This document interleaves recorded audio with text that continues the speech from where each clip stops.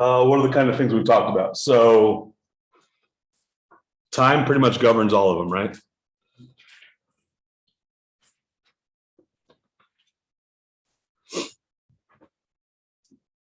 Let's do this. I gotta, come on.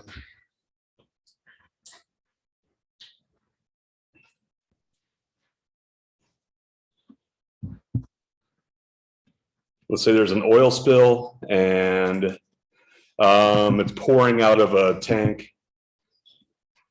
So pouring out of tank at 3 liters per minute. As it pours out, it makes like a circular puddle.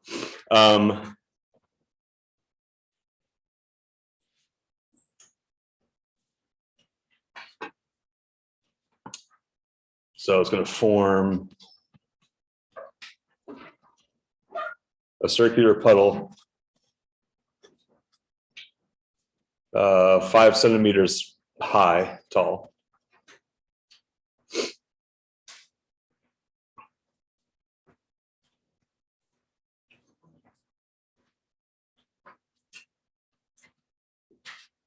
How fast?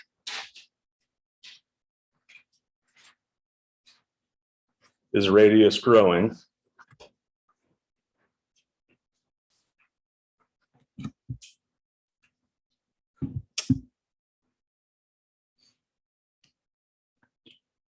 When radius is 20 centimeters. All right. I think this should work. So from here, what should we look at first?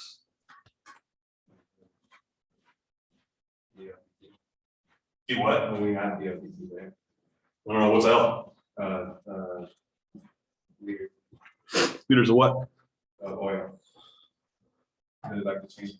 Okay, so since we're using L to stand for like a unit, let's not use L to stand for that. Yeah.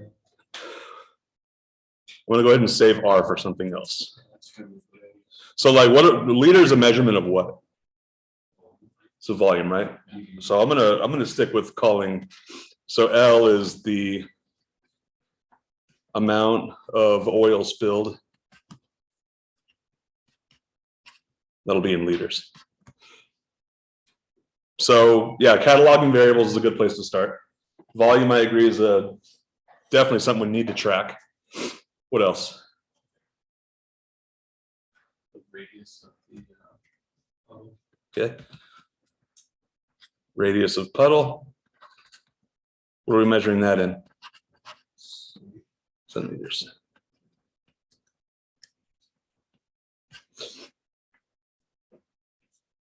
Anything else?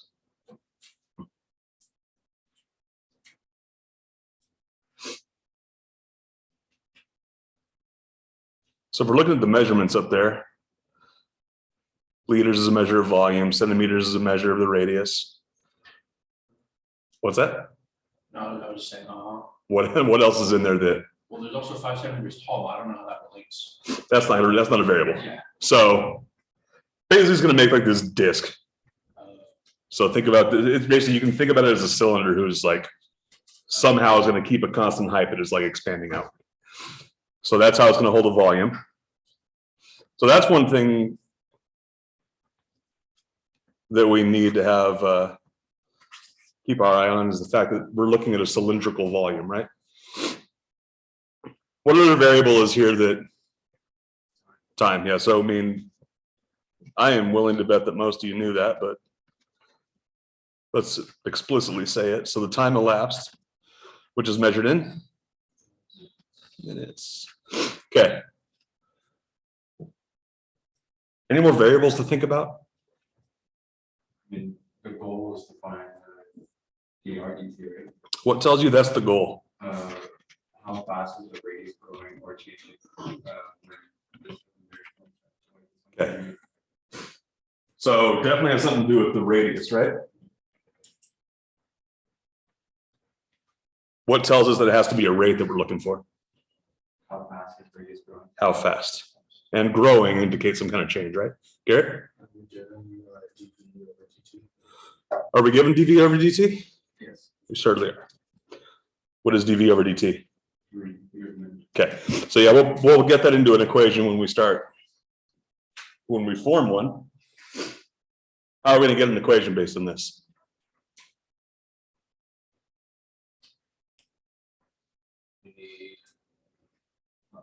We need like a volume of cylinders. Yeah, so how do we find the volume of a cylinder?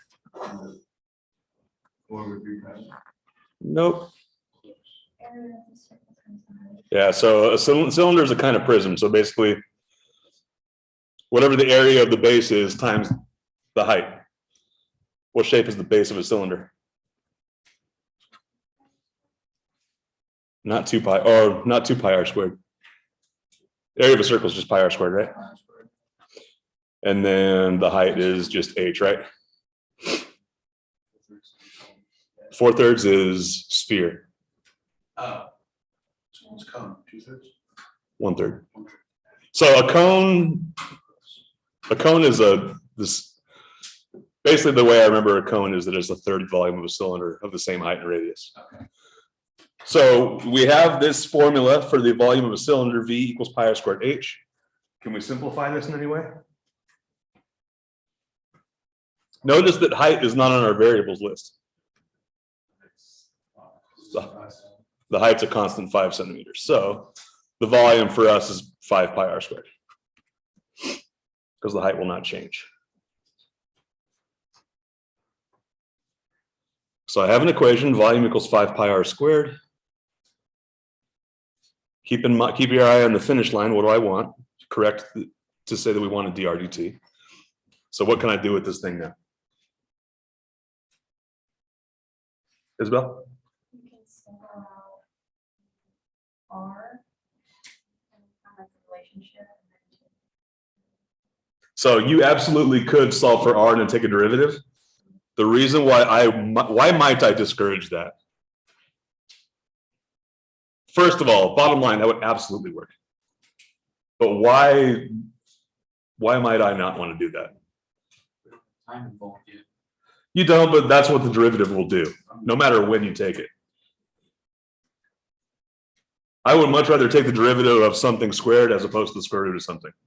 That's my only real complaint. Otherwise, having said that, let's take a derivative now. So if I take a derivative of both sides with respect to time, I get dv dt equals what?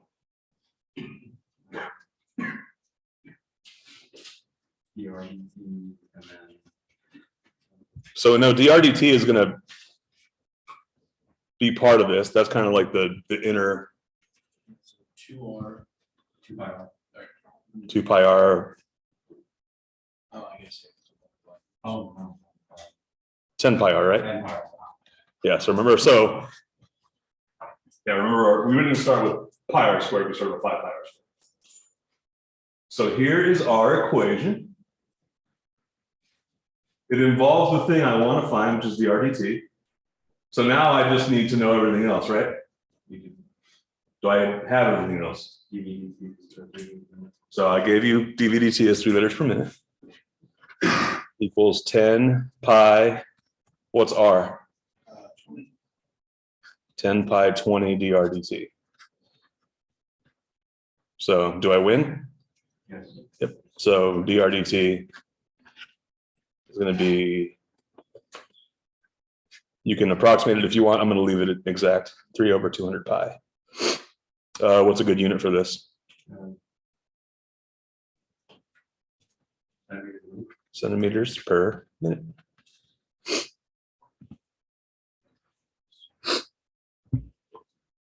If we did an approximate on the test, like if we did it on the test, that'd be okay. Depends on what I ask for. If I don't specify, then I don't care. In fact, like some of the solutions you've seen me put at the quizzes, I don't think I ever say to keep it, or I don't think I ever say to give me an approximation. Sometimes I tell you to keep it exact. If I don't say either one, I usually give you both. One thing I will say, I am not surprised to hear that the first question I got was about related rates. Those are tricky. I put a lot of good ones on Canvas that are from the textbook. If you haven't already looked at some of those and tried them yourself, I would definitely do that between today and Wednesday. There is, I put it up there a week or two ago. I think I put it up before spring break. So yeah, and then exam prep materials. The one I would pay attention to right now is all the ones I put from the textbook. I also put a thing on there that'll help you with the mastery exam, which is next week. But yeah, keep an eye on that. I dump stuff in there pretty close to every test time. Any questions about this one here? And one thing I'll say, the big reason I'm telling you to go look at these related rates things, I can't really give you a bulletproof process for like the step A through F of these to get them all done. There are a lot of commonalities, but they can look a lot of different ways. So I think it's really helpful to look at the examples we've already done in class, look at some that we haven't done, and kind of see what about these you need to shore up before Wednesday. If there are no more questions, I'll get a new page. Right, what else?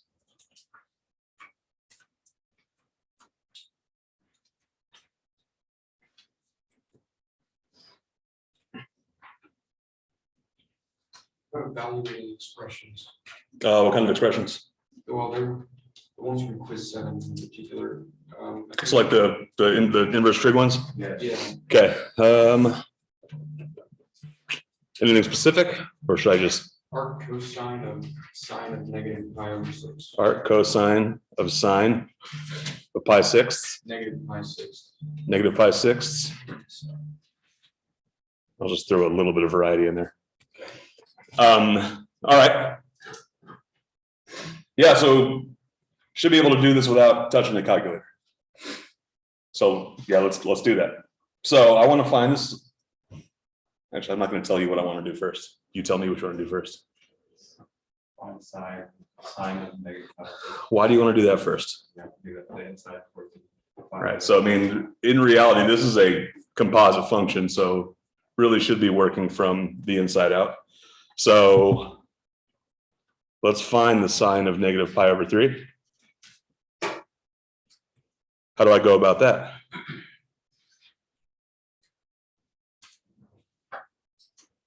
Don't you just have to like know the unit circle? I mean, you can. I don't think it's a good idea to just flat out memorize that thing. And I think I've done this a few times in here, but here's kind of how I've kind of learned it over time. I will emphasize over time. It does take a while to kind of come to grips with it, but I'm not going to advocate memorizing the unit circle, but the unit circle itself is awfully important. So let's think about the angle negative pi over 3. Where is that?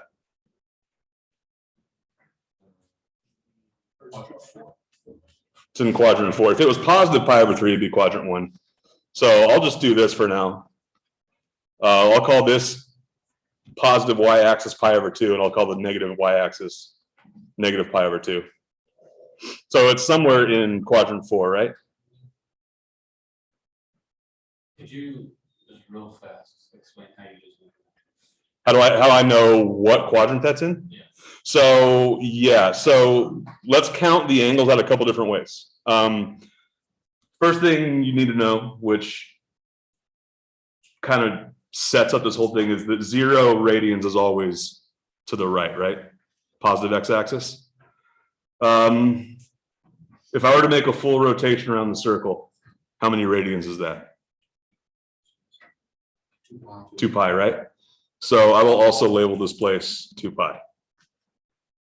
If a full way around is 2 pi, how long is halfway? Or how many angles? pi. How many angles? How many radians? Pi radians. Pi 1. Pi, right? We already marked pi over 2 because that's halfway between 0 and pi. Another way you might refer to this angle is 3 pi over 2 because of that. But that's if you count all the angles positively. So positive is by convention counterclockwise, and negative is by the same convention clockwise. So really the quadrant we're looking at is right here, right? So this angle, I mean, these are coterminal, not the same number, but as far as angles go, they put you in the same place.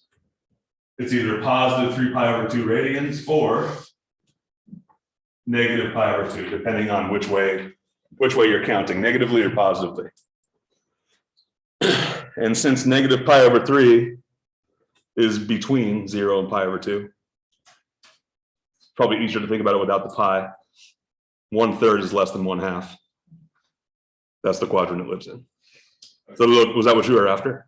Yeah, it's been forever since I did. Yeah, and I think I've said this before. I mean, I've been teaching for a long time, and this is not something I felt like I had mastered even the first time I taught it. It's just, it comes with repetition.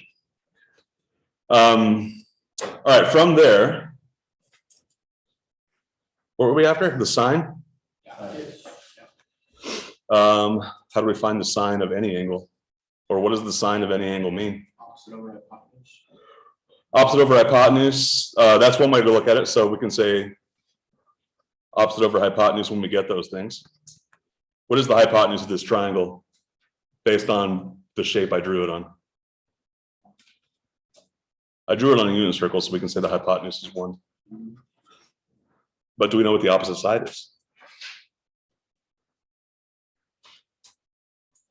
So for all I said about not trying to commit every piece of the unit circle to memory, the two things that you probably can't get around memorizing are these two things.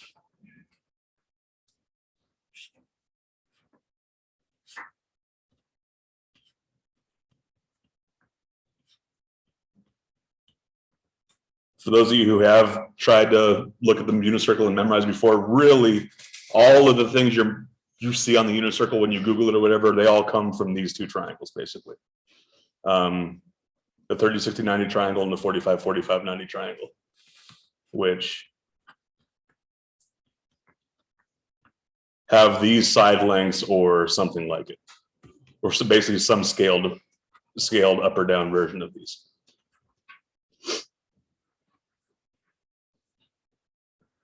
But here's the thing, that 30, 60, 90 triangle, which is the one of the two that I'm dealing with here, you know, if you kind of understand the way these things work, basically that triangle can live in any one of the 4 quadrants. And it can be oriented with the 30 degrees at the origin or the 60 degrees at the origin. So basically, if you understand the way that triangle is arranged, then, and kind of how the sine and cosine and tangent are lined up in it, then basically you get 8 of those things off the unit circle that just come from that one triangle. So the angle I have is negative pi over 3. So what is the angle at that origin that I kind of marked? Is that 30 degrees or 60 degrees?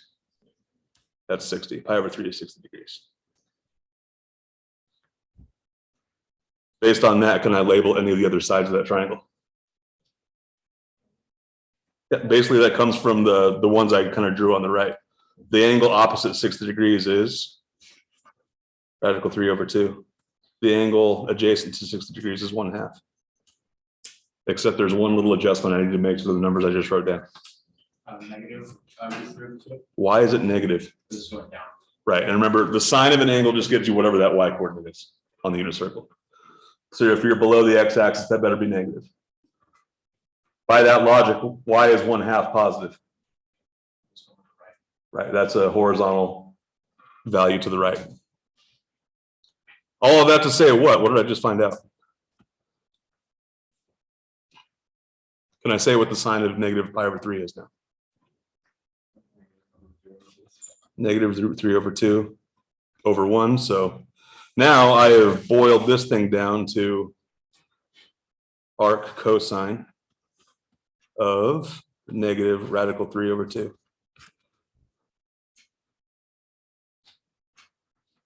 The opposites of the 45 degrees are 1/2 or 1 over root 2? 1 over root 2. If they're both 1/2, then the Pythagorean theorem doesn't hold up there. And I don't personally care about this, but I know a lot of math teachers do. about not having irrational numbers in the denominator, so you've probably seen radical 2/2. That's just a preference thing. I call it 1/2 radical 2. Go ahead. So because the original sign of -π/3, because it's π/3, is that why we know it's the 60/30 versus the 45/45? Yeah, so I mean, so the angle is -π/3, right? Yeah. That's what dictates what this angle right here in quadrant 4 is. What would this angle have to have been for this angle to be the 30 degree? π/4. Not π/4. π/6, right? Half of π/3. And if it's not clear, I just use degrees because it just makes it easier to think about, I believe. But yes, really 60 degrees and π/3 are equivalent angles. So any questions on how we got to negative radical 3/2? Well, hypotenuse of all the triangles in the answer is always 1. Yeah, why is that? So it's circle, right? How am I making the hypotenuse on that triangle? The radian, It- or the radius. It's the radius, right? Goes from the center of the circle to the edge. And since that circle has a radius of 1, the hypotenuse will always be 1. All right. Arc cosine of radical 3/2. I'm going to draw a new unit circle because this one's getting cluttered. If I ask you for the arc cosine of an angle, the answer has to come from one of 2 quadrants. What are the 2 quadrants for inverse cosine? 1, 2. 1 and 2, right? So I'm going to go ahead and throw those out. And for why that is, I mean, we built that out when we talked about inverse trig function stuff, which I believe was section 3.5. I'm not certain on that, but okay, cool. So we've already cut off half the unit circle because I'm only looking at, for arc cosine, I'm only looking at the angles between 0 and pi, which is 0, π/2, pi. Can I narrow it down any more? How can I narrow it down more? Negative is negative, so it's going to be this quadrant 2. Right. Again, remember that the cosine of an angle tells you its x value. So remember this thing here tells you this. There's some angle x whose cosine is negative radical 3/2, which means its x coordinate is a negative number, which means it has to be in quadrant 2. Now, I have to figure out what that is. So I'm going to draw a triangle again. I shouldn't have made these things so aggressive because I really care about what this angle is from here. This is angle X. What do I know about this triangle? Do I know any of its side lengths? Garrett? Hypotenuse will always be 1. Horizontal side, or the adjacent side is. Yeah, I need to erase some stuff because The other side has to be 1/2. I mean, half. the question is that angle, does that side, the vertical side, have to be 1/2? Yes, after we decide that the hypotenuse is 1, which comes from the definition of what the unit circle is.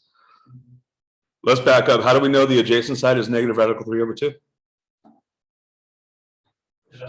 That's what comes from the arc cosine, right? As it means I'm looking for the angle whose cosine is negative radical 3/2. And then Pythagorean theorem states that vertical has to be 1/2. So from there, again, remember all those angles from the unit circle that I could ask you about exactly, unless the angle shows up on like one of the 4 quadrants, it has to come from one of these 2 triangles up here. So this little angle right here tucked in here, can we say what that is? That's 30 degrees. And from there, we're almost home.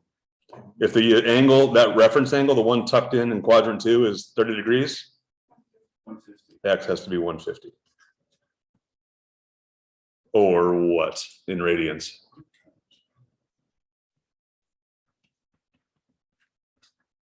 Should be 5 pi over 6.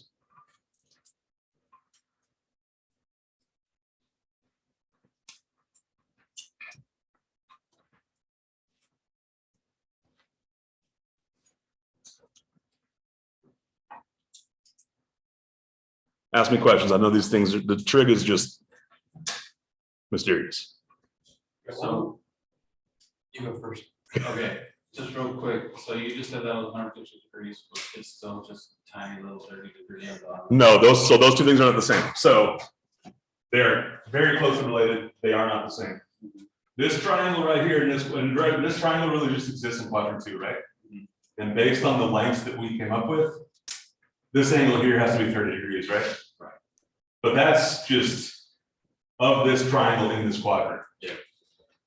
What we really want, what we always really want is what that angle is when I count from 0 over here. Okay, so you take the whole chunk of it. Yeah, so basically, probably the easiest way to see it is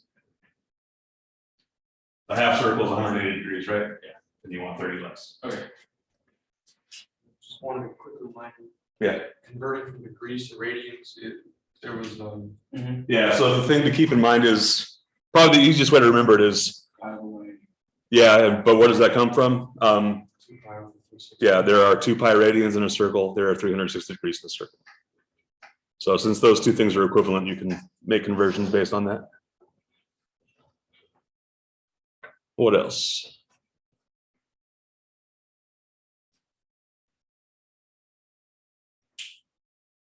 Right, Isabel? I guess just for clarifying, the arc cosine, we were able to find out that that was x because like the domain and range of inverse functions for x. Yeah, so this right here, I didn't say this before, but implicitly in saying these two things are equivalent, I'm calling this thing x. So if it was just a regular cosine, then that would be the which coordinate? Yes, The x coordinate, y coordinate? for cosine is the x coordinate on the unit circle.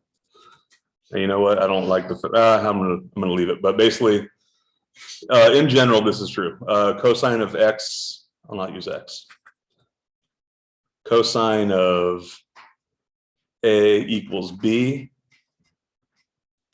is equivalent to arc cosine b equals a. And that is purely because that's how inverse functions behave. The input becomes the output and vice versa. Sure. So what would the actual, what would the like, so pi over some number in radians be to get a 45-45 triangle? Because that wouldn't be. What is 45 degrees in radians? Pi over 4, right? That's the pi over 4, okay. Yeah. That was my original question, I wasn't asking. Oh, yeah, right. Pi over 6, okay. Oh, yeah. So yeah, it is pi over 4. Yeah, the reason and that was not going to happen here because, as soon as I put negative pi over 3 in there, we are stuck dealing with the 30, 60, 90 triangle the entire way. Go ahead. Sometimes in these maths, we have, after we got the actual answer, we add like plus 2n pi because every time we add 2 Right. it's the assignments and what's with that. So that's a different question when you're like, so here's the thing. If I ask for the arc cosine of something, what's the range of the function arc cosine? It's strictly between 0 and pi. So I think what you're getting at is like, if I had something like this, cosine of x equals pi over 2, there are infinitely many x's that make that true. But if I say this, then there's only one value of x that makes that true because that's how arc cosine behaves. It has a very specific range. It's very limited. For sine and tan as well, the sine and tan have infinite answers and arc sine and arc Yeah. tangent have only one. Because sine and tangent are not 1-to-1. So if I say sine of x equals 0.2, there are lots of x's that make that happen. Because the domain of the sine function is all real numbers. All right, what else? Talking trig, we talked related rates. How about derivative rules in general? And I threw a lot of them at you, mostly in chapter 3. So product rule, quotient rule, chain rule, trig derivatives, inverse trig derivatives. Yeah, let's touch on the trig derivatives. Okay.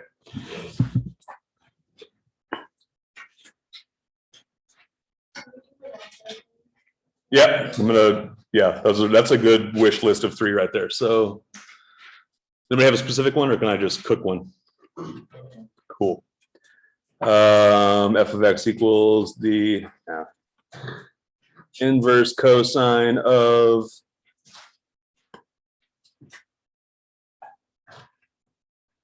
the square root of x. All right, and I want to find the derivative. What is the derivative of this thing?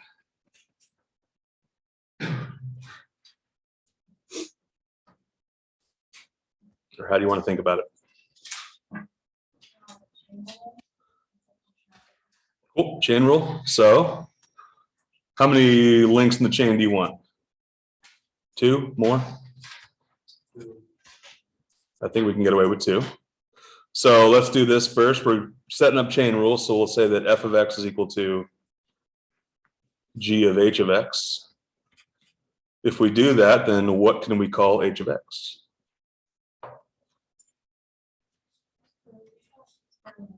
Square root of x. What can we call g of x? Inverse cosine of x. Well, those two, so will g of h of x make the thing that we actually have? Okay, I agree. All right, so I got chain rule set up. Good recognition there. I broke it down into its 2 like constituent functions. So what do I do with those? Cool. What is g prime?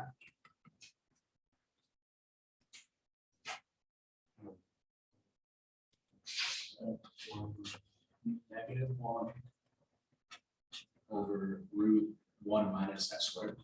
Okay. And h prime. 1 over 2 radical x. All right. Now what? It's product rule, wasn't it g prime of x times h of x plus? It was not, we were not doing product This rules. is chain. Chain rule. Yep.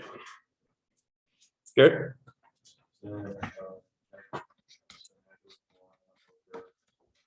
Radical 1 minus. Oh, I messed up.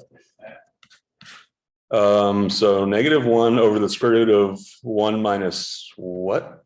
Radical or root x. Oh, it's just x. It's just x, right? So yeah, you're right. I'm just simplifying in the moment. So it would be radical x to the power of 2, right? Okay. Is that it? No. Times what? 2. 1 over 2 root x. For the derivatives of trig things like cosine to inverse, Mhm. or is there like there's a way to like just math on paper find out whether they are right instead of just memorizing them? Yeah, can I show you so I'll remind you, I developed the inverse sine one kind of, probably spent like 10 minutes doing it, but I'll show you kind of quickly how I would do it. So for example, let's say you were trying to figure out what the derivative of the inverse cosine of x was, and you just flat out forgot. So this is the same thing as this, right? I can take a derivative of that. What's the derivative of cosine? So 1 equals negative sine of y times dy dx. So dy dx is equal to -1 over the sine of y. Good so far? And then from here, I can use this triangle to organize what the heck y is. What do I know about y? The angle y?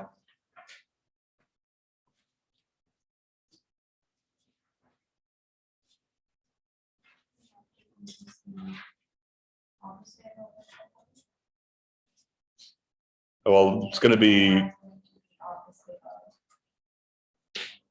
here's the key thing I think we need to focus on is that the cosine of y equals x. That's not always true. That just happened in me trying to figure this thing out.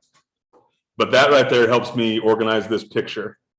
If the cosine of y is equal to x, that means adjacent over hypotenuse. And then from there, I can use Pythagorean theorem to get the last side. Now, what is the sine of y?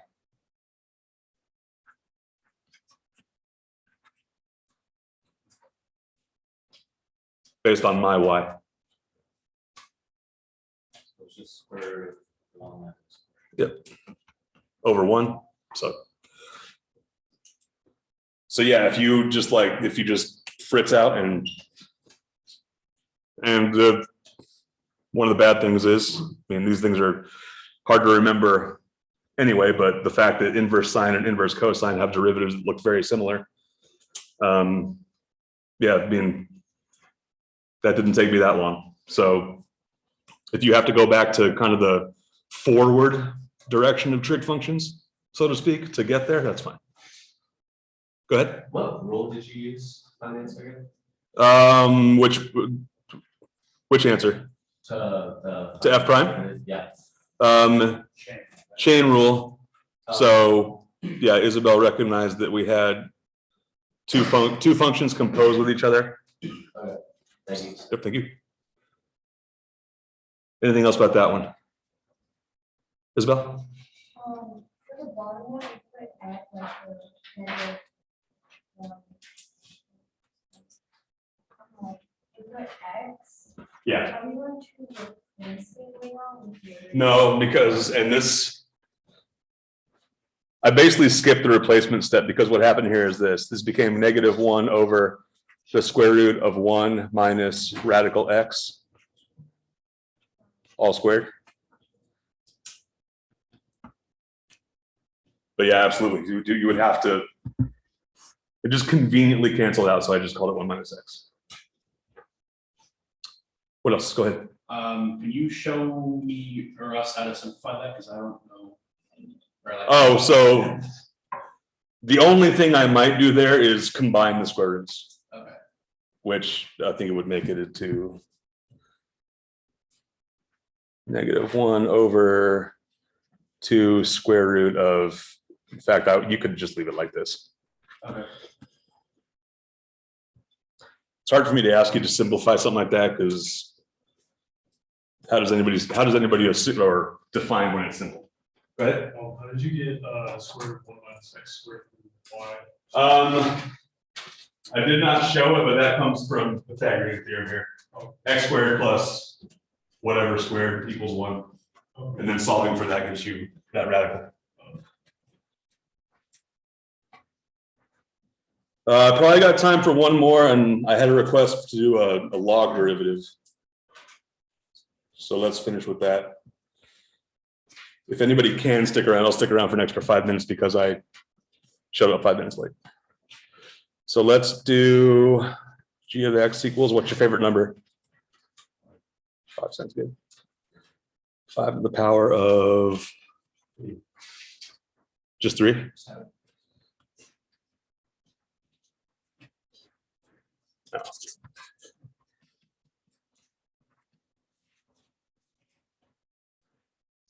Okay, so 5 to the x to the 37th. Let's find that derivative.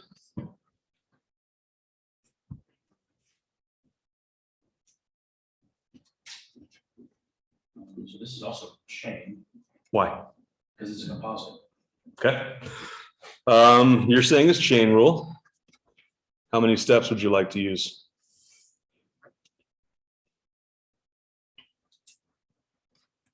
Yes, two. I mean, we'll find out right now if we need more. What do you want to call your functions?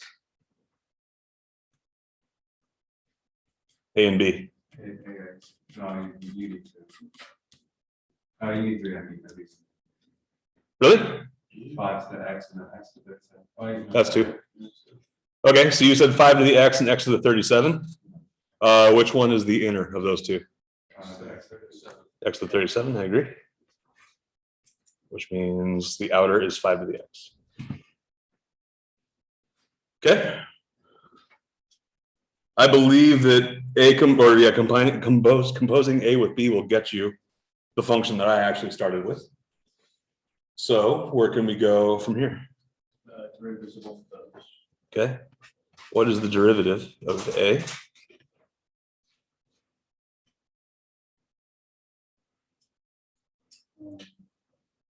That'd be natural log 5, 5 to the x. Yeah. And one thing I'll remind you about taking the derivative of exponential functions. When you take the derivative of any exponential function, the exponential function will remain. Your derivative will always contain whatever that original function was. It might not be identical, but it'll contain it. So I agree with that derivative. How about for B prime? 37x to the 36. Okay. How'd you get that? That's just power rule. Yeah, so yeah, that was the very first derivative attack I think I showed you, but obviously it hasn't gone anywhere. So I agree with those two functions and their derivatives. Now, where do we go with that?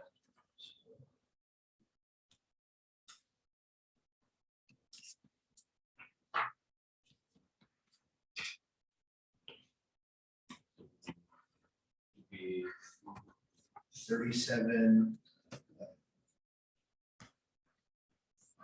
to the x to the 36. Just like that? So, and then times the inner, or the derivative of the inner. So 5 to the x, natural log 5. You got your inner and your outer Got mixed up. flipped. Yep, That's because we never defined it. I couldn't tell. we actually did.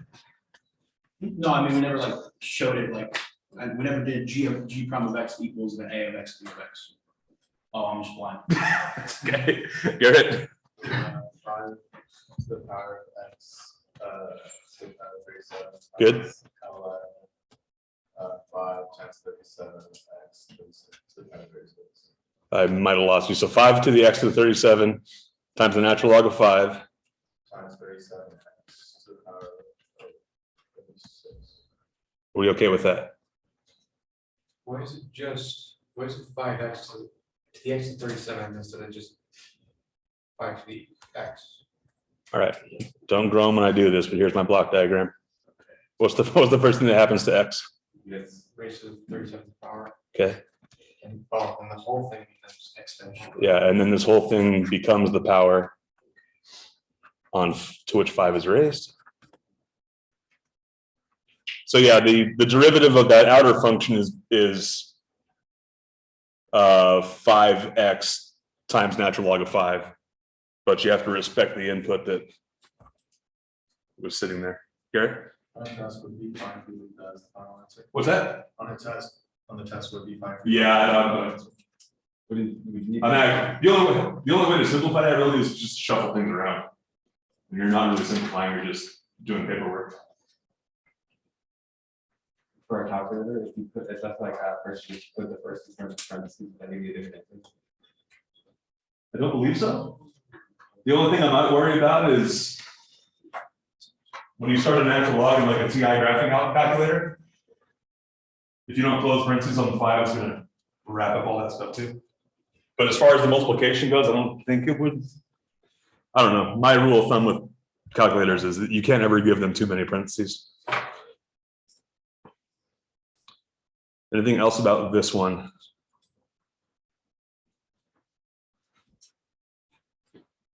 Right, I have 3:21, so if you need to go for it. Otherwise, I'll stick around for a couple more minutes.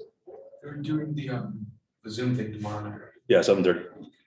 Which I just realized I didn't put an announcement for, but I will. Sorry, what'd you say? What time? Zoom 7:30. I'll put the address and the time from 7:30 to 9. Otherwise, I'll see you all Wednesday. Aside from the Zoom thing, I'm not having office hours until Thursday. So if you need anything at all, please send me an email and we'll work something out. Otherwise, I'll see you Wednesday.